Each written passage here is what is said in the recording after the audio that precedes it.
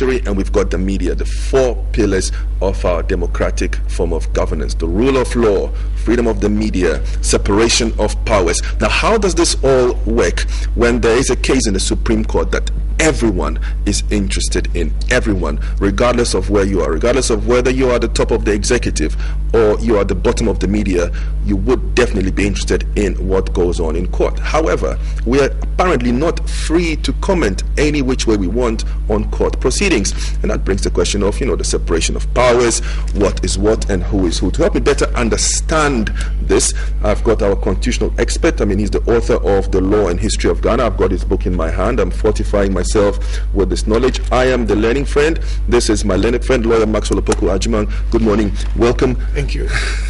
Senior lecturer at the Ghana School of Law.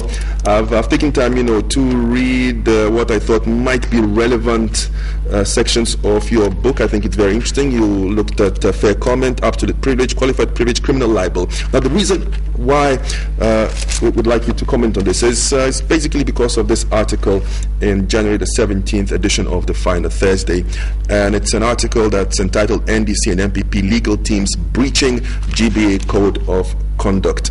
Now, it's an article. It doesn't seem to have an author credit, and it also apparently calls a third-party source, CTFM Online. However, it does have the photographs and the names of two leading personalities in the legal and the political sense in Ghana, and I wonder what position I'll be putting myself in, legally speaking, if I take this and decide to also comment on it. Well, commenting on a statement per se, since the source is cut from somewhere.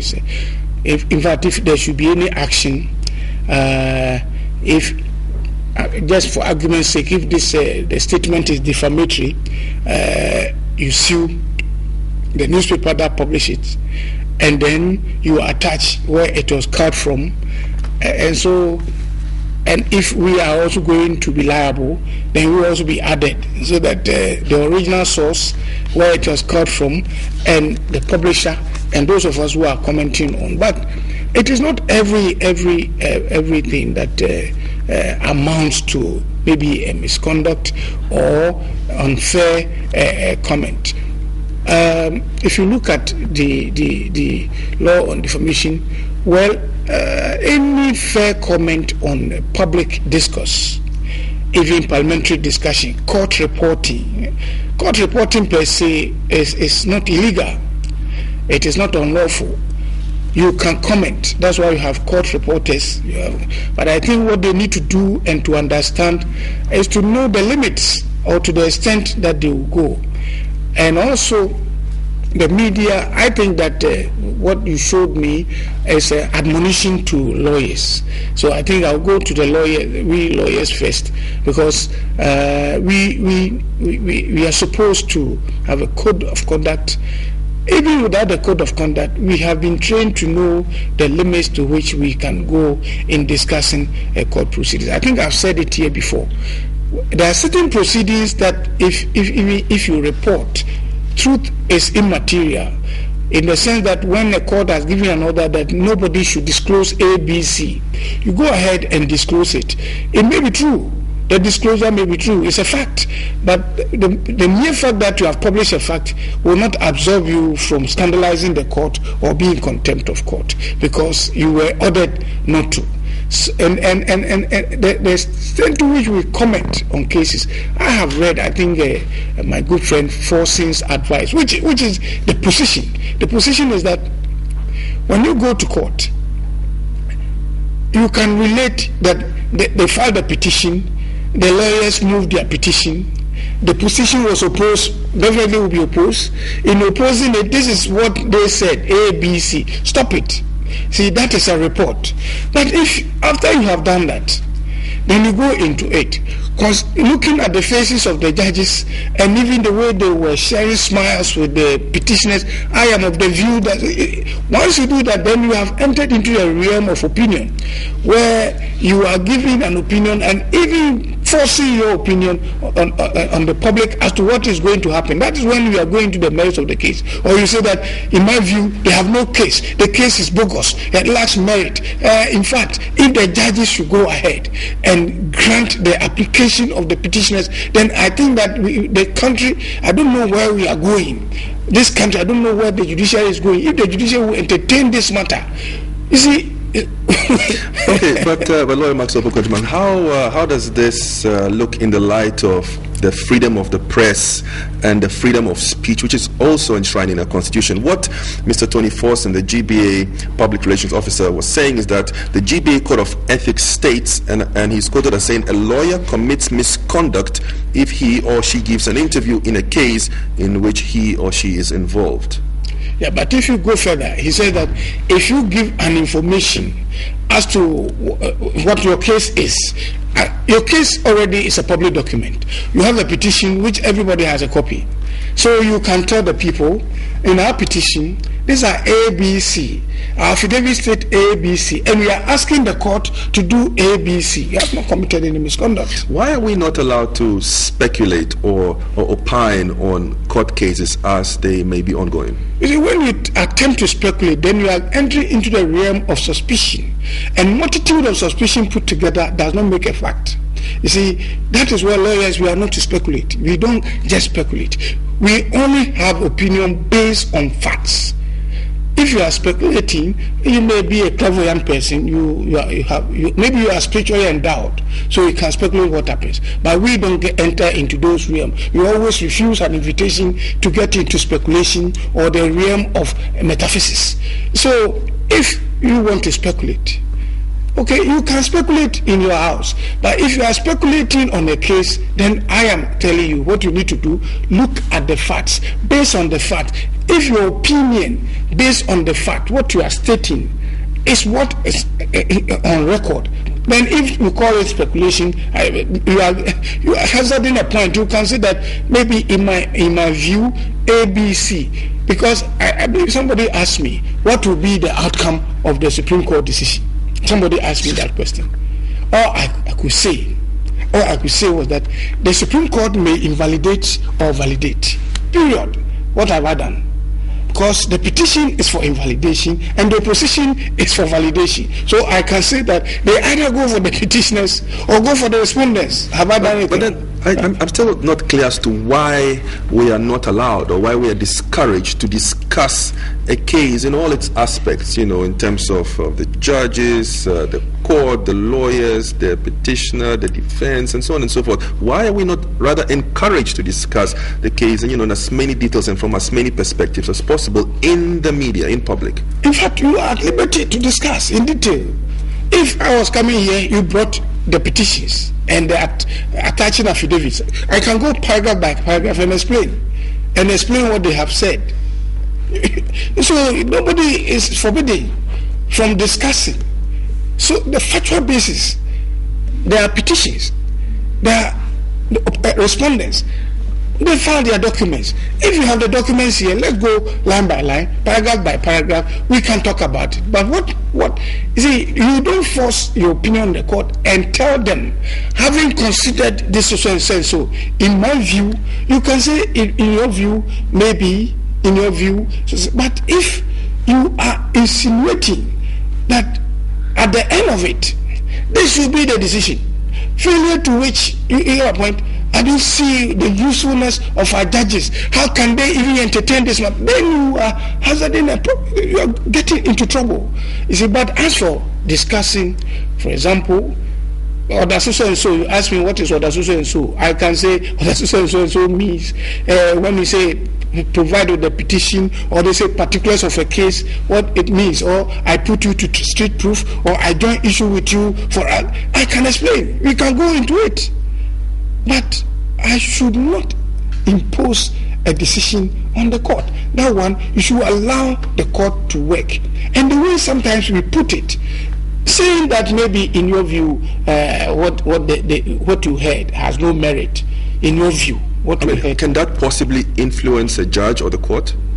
You see, it can or it cannot. You remember some days ago, judges will not even come out to comment on things being said about them. These days you have heard that some judges will come out. Why? It means they are listening. They are listening, and we are all humans. They are listening. So why should we do that? Why should we do that? If they don't come out, they may harbor it. They will harbor it within, and therefore they attempt to come out to clear certain misconceptions about them.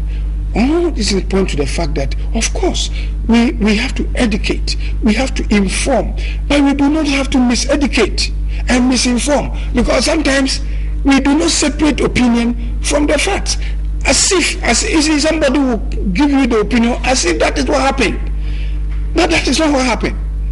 If you have read some of the reports, the reason why this is dangerous is that if you read the report, some of the reports, even the proceeding, then the angles it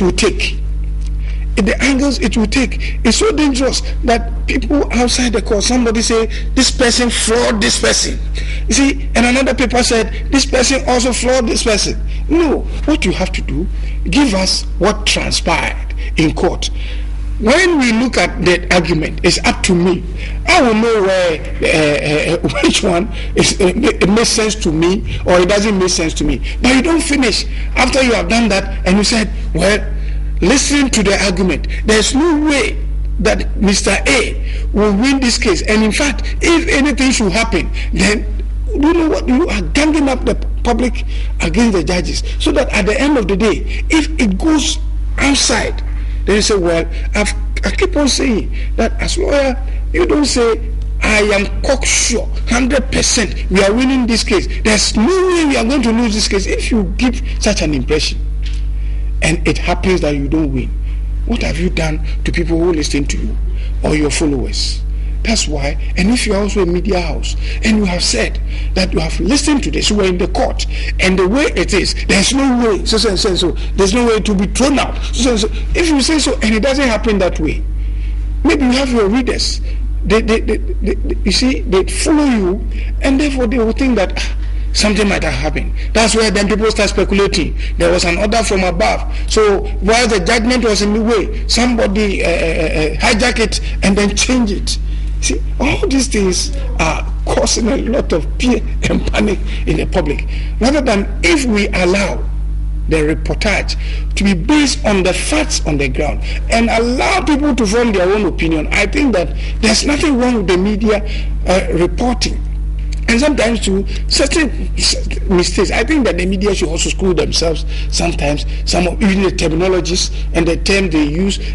Somebody says a particulars, and they say, well, they say particulars of a case. You see, they don't have any proof, because if they have, they should. You don't know if at what stage particulars will be or evidence will be given. You think that when you file all petitions, all evidence should be attached. Or sometimes you misinform. See? So I am of the opinion that yes, let us educate and inform. Let us go to the court, so that, because as you rightly said, the public has interest in some of these matters. We have fair comments. We are justified in giving out the fair comment, the reporting, not only at the judiciary, even parliament, parliamentary proceedings. You can be in contempt of parliament. So even parliamentary proceedings, give us what happens. Give us what happens. And sometimes to let us be good gatekeepers, to sift the irrelevance from the relevance. Sometimes, I'm glad you mentioned parliament, because when we look at all the other pillars of our system of governance, the media is free to comment, interpret on what parliamentarians do and say, what the executive does and says.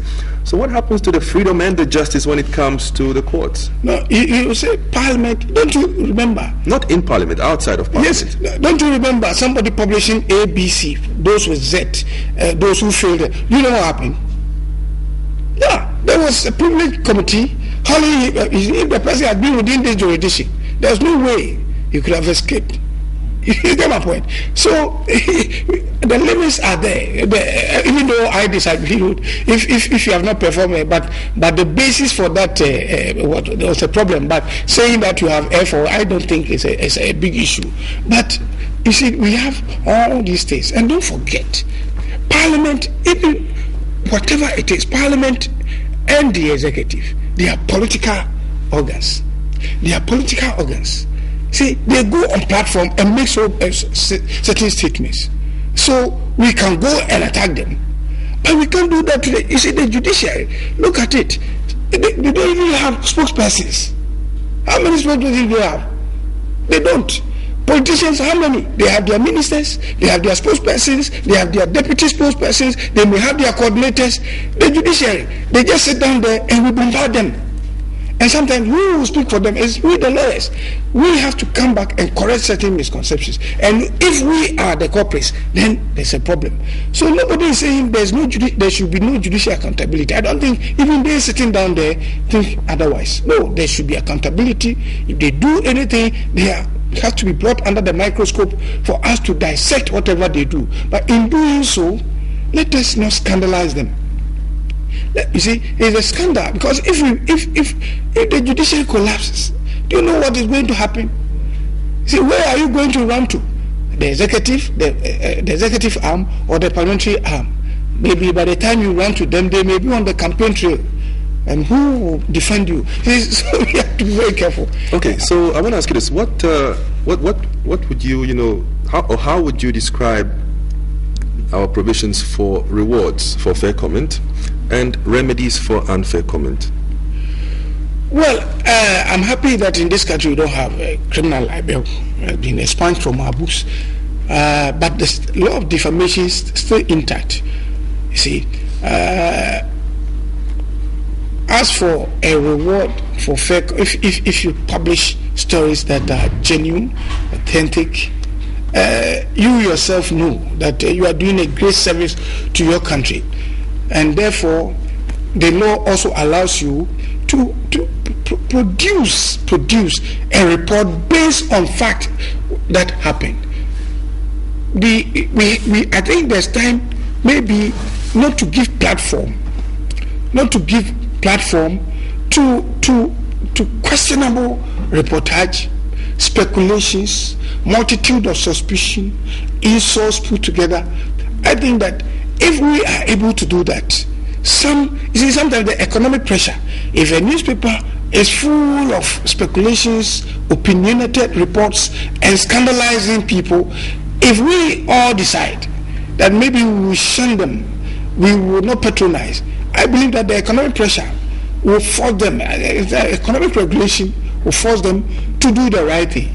And also, why should we, when you have a bigger platform and maybe you have a newspaper with 20 papers, then only 20, you bring them here to a bigger platform such as yours. You see, so all they have to do is put this thing together, dump them at a place where they know you can give them a bigger platform. I think we also have to look at it from that angle and then make sure that in discussing some of these things, we go into what will help in the advancement of ourselves rather than what will bring us down. You see, and if, whether be it a lawyer, and I think that you are also to blame. The reason why you are giving tax to people, accolades, legal luminaries, a 6 months person at the bar because he shouts loudest, a legal luminary. And then once that happens, that person now knows there's a legal luminary, and therefore he starts pewing because of overconfidence. Overconfidence now he's recognized. So we need to also know our system. Our system is such a way that a person who is even serving his pupillage, who is supposed to serve under a master, will come on there, say a whole lot of things, and then the next morning, a legal luminary yesterday stated so and so, and then it's a whole country is listening. A legal luminary will serve a pupillage in Ghana. It happens. So we all have to learn all these things, and also it is time that if possible we reduce encouraging mediocrity and know that because I have seen a lot of mediocrity in the system, and we encourage that because we give them platform. Okay, well, I'd like to learn the difference between fair comment, absolute privilege, qualified privilege, and criminal libel from you, or defamation, live on air. So I'm going to open the phone lines, allow people to call in and ask us questions, and then maybe you can, take me through a brief class of distinguishing between these four. I think I've got a caller on air. Prince, are you here with us? Good morning, Prince. Hello. Good morning, Prince. Calling us from Medina. Is that correct? Yeah, Prince Udaka from Medina. You're welcome to Sunrise. Prince, you're on air. What would you like to contribute to our dialogue? I would like to ask a lawyer. Hello, can you hear me? Yes. Hello. Yes, I hear you. I would like to ask the lawyer. In this case, we are all waiting for a good judgment to come from the justice. We want to find out whether it's possible for them to re-election or we don't know. We want to update us. Whether it's possible for that to go for another election or not. I would like to know. Okay, thank you very much. I think Prince is asking a question about the possible outcomes or, the possible judgments. Now, would this be fair comment coming from us? Would this be absolute privilege, qualified privilege, or would we be straying into the area of libel and defamation? Well, the crux of the matter will be whether or not this issue be whether or not the result is valid or invalid. So the answer will be it may be valid or it may not be valid. That's the possible outcome. 2, either valid or not valid. That is a fair comment because it's based on the petition and the respondents. So it may be valid or be invalidated. That's all. And beyond that? No, if it is valid, then the status quo stays. If it is invalid, then it depends on the details, which I cannot go into it because that is why they are going to court. The details as to or the extent of the invalidity will determine whether you go for election or whether or not.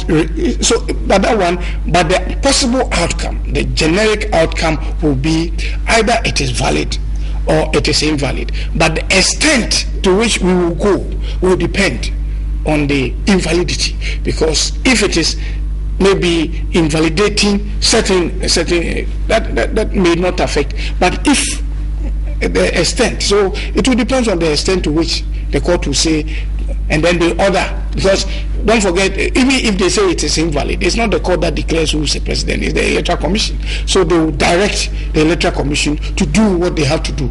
To do what they have to do. So that's the possible outcomes, validity or invalidity. But the extent, that one, we have to wait for the judges to decide.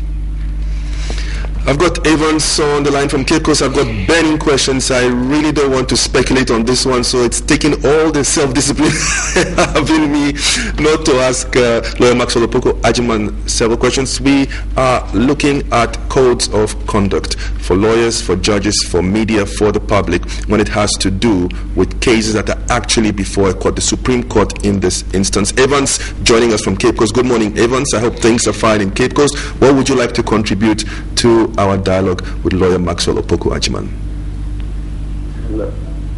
Okay, please, I want to ask the lawyer that this court case, maybe they will continue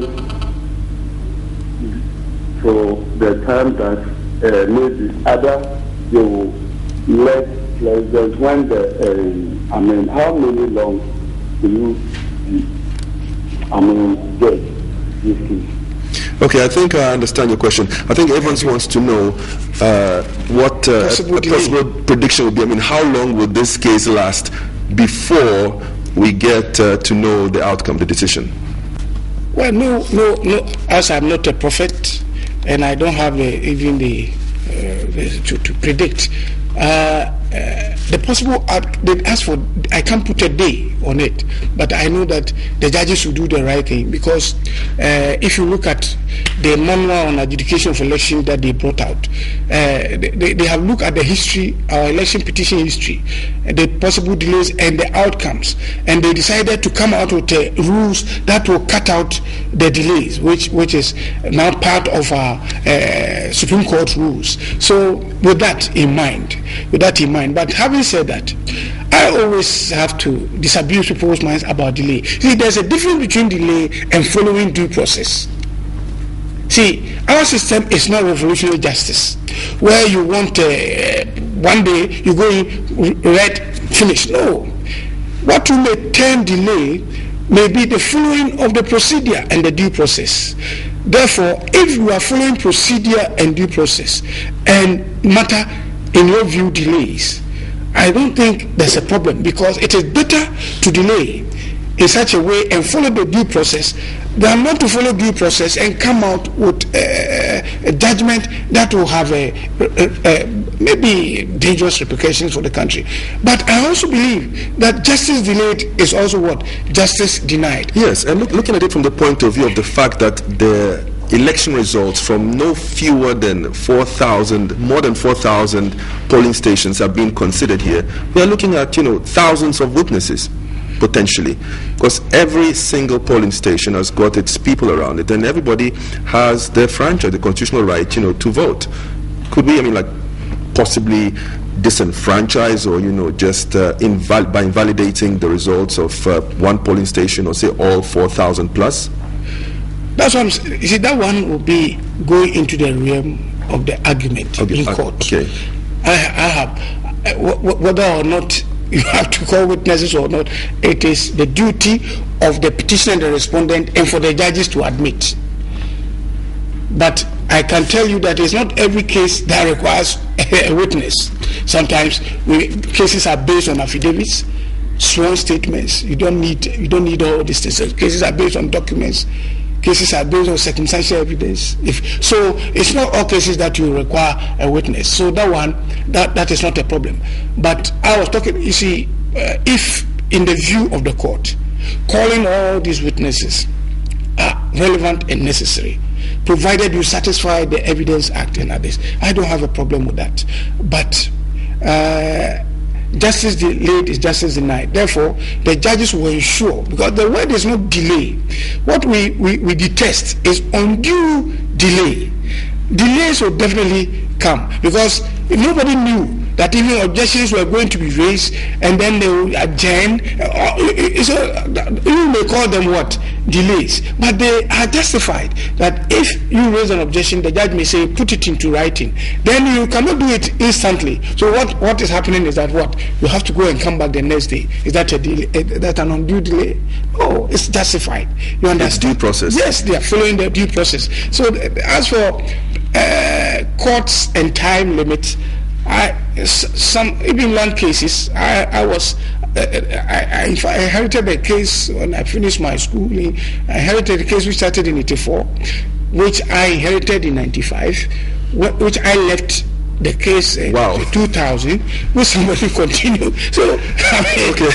but that's not what I am saying. But here, if you look at what they have done, they have given statutory time limits. Okay. They will tell you, if you have to do this, within this day you have to. If you fail, they will proceed. That will cut out. Okay, lawyer, just hold that thought. Talking about time limits, I've got Abdullahi on the line all the way from Tamale. Sorry for asking you to hold on for this long, Abdullahi. What would you like to contribute to our dialogue? Yes, my contribution is that I want to appeal to both political parties who are engaged in our current, legal issues, to comport themselves at least, because the entire nation is looking up to the judges to make their pronouncement as to whether the NDC is allowed to be accepted as a joiner in the case. And both NDC and MPP, they are allowed to be at the court premises, but they are not allowed to behave in a way that would bring about the chaos in the country. That is all what I have. Okay, so once again, the time constraint, the tension, the anticipation, clearly making itself felt from the comments and questions and contributions of our viewers. And this is what, would prompt people to comment and speculate and so on and so forth. You were just telling me about some of the time frames that are set out in the manual on election adjudication before we interacted with Abdullah from Tamale. So please continue from where we left off. If you remember, you see, when you file a petition, you have a number of days in which a person is also to forward their response. And when they file their response, even the judges have a number of days, sometimes 5 days, to come out. That's why, you see, in a normal case, like what happened with the joinder issue, the application for joinder by NDC, in a normal case, maybe the Supreme Court may have adjourned for about a month, 2 or 3 months before coming back. But look at the number of days they gave. Less than a week. Less than a week. It shows to you how they want to handle this matter. Less than a week, they say come back on Tuesday. In a normal case, no.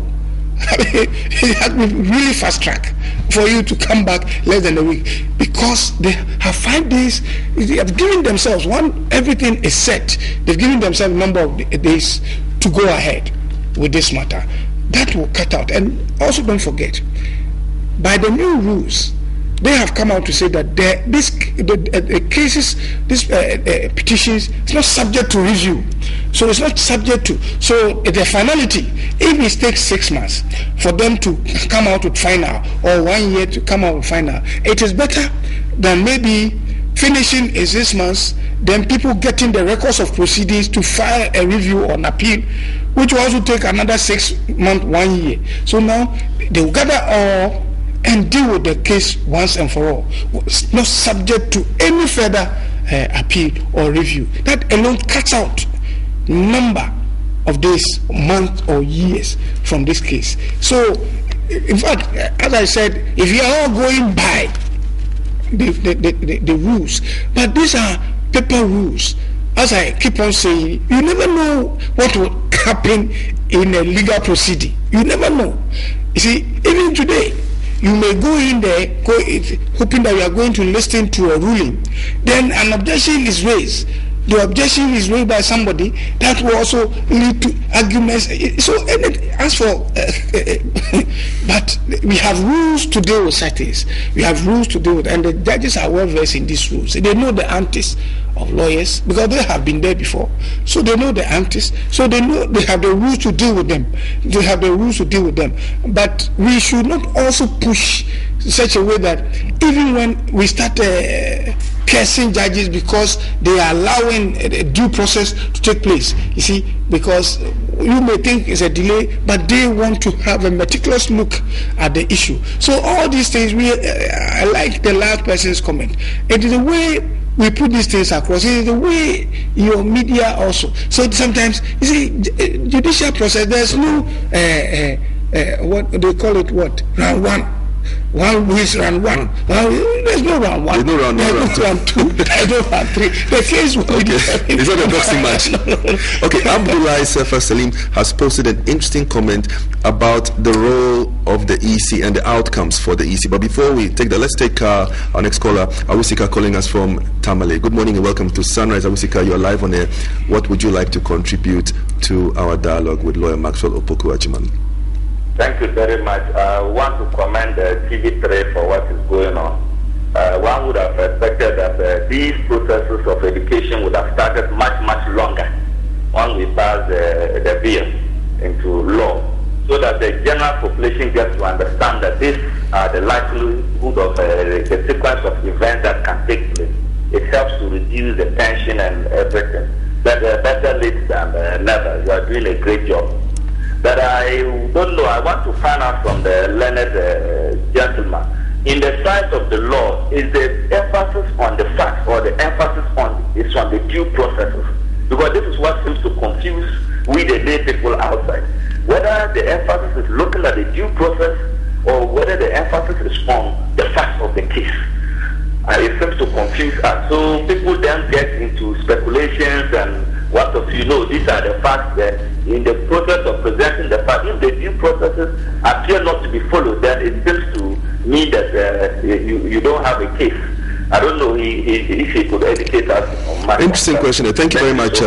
Thank you very much, Awusika, and thank you very much for your compliments as well. I think it's the Sunrise team, A.Y. Cizalo, Gabriel Bosumpim, and our learned friend Maxwell Opoku-Agyemang, who can comfortably take all the credit for the education that you're getting if you are learning anything that you think you can apply. But that was a very interesting question from Awusika. What is the relationship between facts and due process? Time and consideration and the actual facts. The due process are the procedures that have been laid out. See, they have been laid out in our rules. The rules are clear. If this thing should happen, this is what you have to do. When you follow that, you say you are following due process. But the case itself, after following the due process, the case, when the court is seized with the case, will be dealt with based on facts, not speculations or suspicion. So the facts, you gather your facts, because if you don't gather facts and you rush to court, we say your application is without merit or is vexatious, which means you don't have facts. So before you start the process, you must gather all your facts. But the point is, if you haven't come to my side, you don't also know my facts. So you have your facts and I have mine. So when we go to court, then your facts and my facts, the court will determine which one will have to be preponderate over the other. This is a civil matter. Therefore, the standard requires is that on the preponderance of probability, if my fact is believable than yours, then of course. So the due process is how the process to which we go into, and if anything should happen in court, an objection is taken. It is not out of the blue. There are rules dealing with these things, and you have to follow the rules, notwithstanding the comments and what people make out of a court or the commentary. No, you have to follow the due process. And once you have followed the due process, when the court is seized with the matter, then it's the evidence, and the evidence is the factual basis. How logical your evidence is will determine the matter. But first and foremost, you must respect the processes. You must respect the processes. And that, I think that as for the processes, that is what is going on. Parties are following the processes as laid out, that file the petition when results are out within this number of days after the Gazette notification. So you count the days. Within the time limit, you file. Then the other party has number of days to file a response. They have also done the same thing. Nobody has come out of time to even apply for extension of time. So they've come within the days. Somebody thinks that, well, this matter will affect me somewhat, so I also want to come in. Talking about people that are in this case, that are party to this case, the EC has been very, very quiet. And Abdullah Sefa Salim is asking whether the EC will be allowed to declare the outcome since they are a part of the court or the case. What are the possible outcomes for the EC, and how do you see them positioning themselves in terms of the outcomes of this case? As a matter of fact, I think this case, the government of the case is between the petitioners and EC. That's the case. The whole case is between the petitioners and the EC. But all the public attention is being drawn to their political parties. Because of politics. It's because of politics. Yes, because of politics. But it is actually between the petitioners and the EC. Definitely, NDC did not conduct elections in this country. They haven't conducted any election in this country for which their results will be challenged. So you see, that's why I'm saying that, and obviously President Mahama did not conduct any election. He did not declare any results. So the matter is not between them. That's interesting. We'll come back to that. Let's take Abdullah from Tamale. You've been holding on for quite a while. I apologize for having had you holding on for all this while, but I'm really interested in what lawyer Maxwell Opoku-Agyemang has to say. Once again, welcome, Abdullah, and I'm ready for your contribution. All right, thank you. Good morning. Good morning. Hello. Good morning, Abdullah. You are live on air. Hello. Good morning, Abdullah. You are live on air. Okay, sir. So this program, this discussion is very important to us because we've seen a lot of things that are done, and we all know that this is right and it is not right. But as you look at things, the way things were going, to me, is not happy because we're supposed to finish everything early before getting to the time. As of now, as they were in court, I don't think that they can solve that matter there. the case cannot solve yet. By getting to 3-4 years, we are going to election again. And now they were still opposing the other president about what do we call it? About the electoral commission declaring the results. And I don't see why these things was happening, because we're all Ghanaians. If somebody takes part, we should give him chance for him to go, and then later when he also come back, then we also follow you.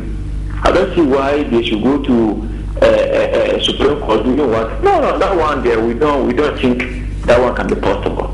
We pray to the current president to do better for us, and then following 4 years, if somebody also comes, then we follow that person. That is how we think things were going in Ghana here. But for taking the matter to court, doing unnecessary things there, I don't think that this one can help us. Interesting question. The relationship between democracy, elections, choosing your leaders, and the rule of law. You don't choose leaders on whatever basis apart from law. And the Constitution that created the position of a president created the Supreme Court, provided that provision is Article 64 for any person aggrieved to go to the Supreme Court. This is not the first time. Ghana, sometimes people have forgotten.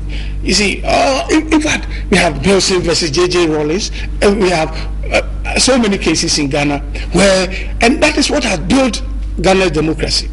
In fact, that is what has built Ghana's democracy. So as for going to court, it is the constitutional right of any person who is a citizen aggrieved with the results to go to court.